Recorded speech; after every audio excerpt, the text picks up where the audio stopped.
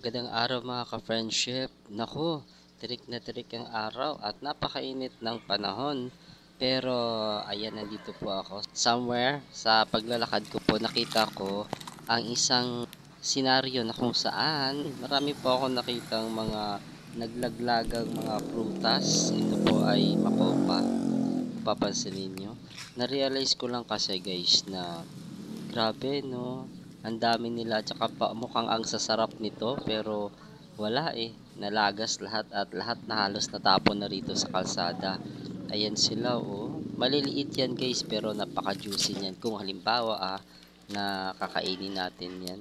Ganyang karami guys ang nalagas lang or naglaglagan mula doon sa taas kanina, sa taas, yung kanyang puno. It just makes me realize guys na kung sana 'no, na-harvest lang siya, may makakain tayong masasarap na makopa.